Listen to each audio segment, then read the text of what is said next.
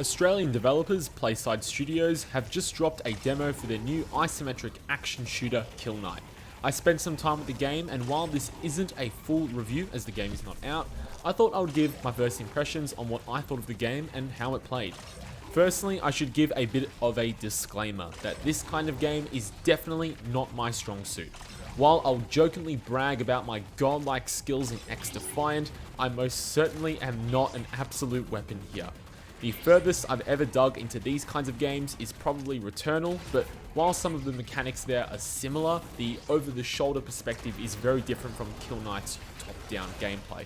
So in saying that, I was very grateful that Kill Knight had a helpful tutorial section in which you can not only get to grips with the controls, but also understand how to apply certain moves in various combat situations. I like the idea of an easy space for players to come in and confirm their understanding of specific game mechanics. If I was to describe Kill Knight's gameplay loop, I would describe it as a well-written script of violence mixed in with some improv.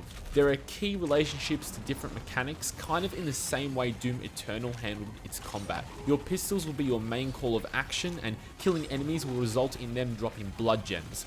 Blood gems fill a meter, which when maxed will upgrade your pistols. You also have a heavy weapon with limited ammo, but this can be refilled by using your sword. You also have access to a Wraith Blast, which can deal big damage, but also is your main source for healing, as killing enemies in this fashion will result in them dropping health shards. So you'll notice that depending on the situation and whether you need heavy ammo for dealing with an armored enemy or extra health after taking damage, there are specific attacks you will want to utilize in order to help sustain yourself in a fight. You can dodge and counter attacks, but my favorite feature comes from reloading the pistols. During the reload, you can time one of your attacks within a certain window to enhance that specific attack. For example, you can overdrive your pistols, perform a sweeping sword attack, or absorb blood gems into Wraith energy, which can then be used for your Wraith Blast. This constant monitoring of all your vitals and being able to effectively time the correct ability in the heat of combat is just as important as your ability to dance around enemies.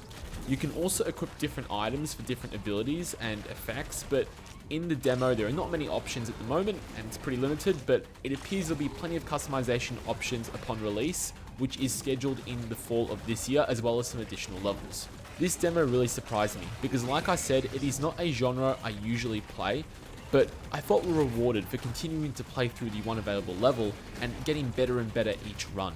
The music scaling as you push further and further into rooms, the intense moments of being on low health and managing to hit the right combos and stay in the fight and get back to strength. This game is not for a butcher, but rather an artist who can understand on a deep and intricate level what flavor of violence needs to be dished out at the appropriate time. Kill Knight will release on PlayStation, Xbox and PC in fall of this year, but you can pick up this demo on Steam as of today and give it a shot.